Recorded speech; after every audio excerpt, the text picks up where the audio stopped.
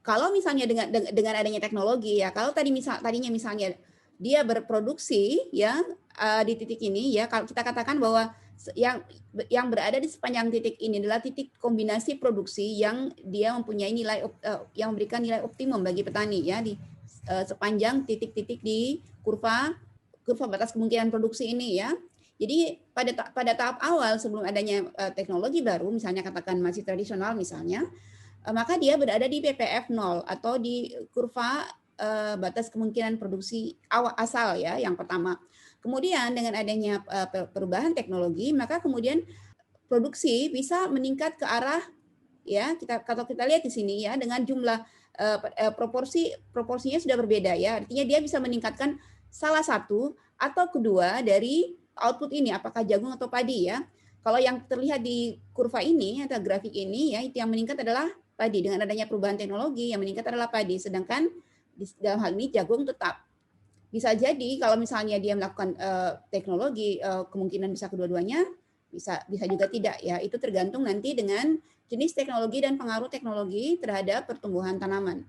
Kalau misalnya teknologinya diterapkan kepada padi, maka ini yang akan terjadi. Dan kalau misalnya diterapkan terhadap jagung, juga mungkin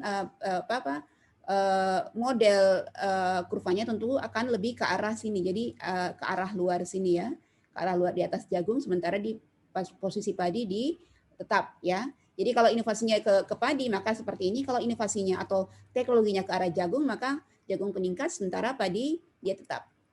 Kalau kedua-duanya maka kedua-duanya akan meningkat. Secara umum perubahan teknologi itu dapat berubah penghematan. Jadi ada penghematan tenaga kerja, bisa jadi berupa penghematan tenaga kerja, misalnya dengan penggunaan alsintan ya, alat dan mesin pertanian ya. Kemudian bisa merupakan penghematan lahan, misalnya dengan yang paling banyak ini yang dicapai melalui Green Revolution atau revolusi hijau mulai tahun 60-an itu adalah penghematan lahan. Karena apa? Misalnya dengan menggunakan high yielding varieties atau HYV ya. Itu kalau Anda baca di buku, textbook atau Google ya, HYV itu high yielding varieties itu adalah jenis varietas unggul yang dia kemudian bisa memberikan hasil yang beberapa kali lipat dari misalnya atau hasilnya yang lebih besar daripada varietas yang tradisional ya. Jadi dia disebut juga varietas modern ya, karena dia bisa memberikan produksi yang lebih besar. Sehingga kemudian dengan jumlah lahan yang sama, luasan lahan yang sama, terjadi peningkatan produktivitas lahan. Artinya dengan jumlah luasan lahan yang sama, tetapi dengan adanya teknologi baru berupa pengenalan varietas unggul, maka kemudian produksinya itu bisa lebih cepat misalnya, jadi sehingga bisa ditanam beberapa kali dalam setahun. Katakan misalnya umur padinya yang tadinya harusnya 100 hari, kemudian dipotong menjadi tinggal katakan 70 hari misalnya, itu kemudian akan menghemat waktu sehingga kemudian juga bisa tanam beberapa kali dalam setahun, katakan 4 kali dalam setahun mungkin bisa ya. Jadi dia masanya lebih pendek, atau kemudian meningkatkan jumlah produksinya dalam hal fisik. Jadi artinya dari satu hektar lahan itu kalau tadinya dia misalnya 3,5 ton bisa menjadi sampai dengan 6 ton, katakan dengan adanya varietas baru. Perubahan teknologi itu bisa netral atau bias. Kalau yang kita perlihatkan tadi ya pada perubahan ini ya, dengan adanya perubahan teknologi dari kurva isoquant Q0 dia bergerak ke arah Q1 ya. Ini Q1 ya, bukan Q0 ya, keliru. Yang di bawah ini Q1. Jadi dia bergerak ke bawah ya. Dengan penggunaan teknologi maka dia bergerak ke Q1 ke arah bawah ya. Kalau kita lihat di sini dia secara proporsional. Artinya apa? Bahwa perubahan teknologi itu dia memberikan perubahan yang netral terhadap kedua jenis input. Karena kita katakan tadi bahwa di sini adalah inputnya. Misalnya di sini inputnya adalah mesin dan tenaga kerja.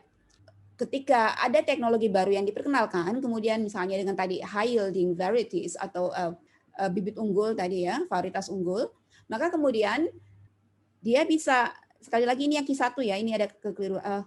Tidak, sudah benar ya, bukan Q1 tapi Q aksen 0 ya, saya keliru tadi, benar. Q aksen 0 ya, artinya Q yang berada di sini ini kemudian bergeser ke arah bawah ya.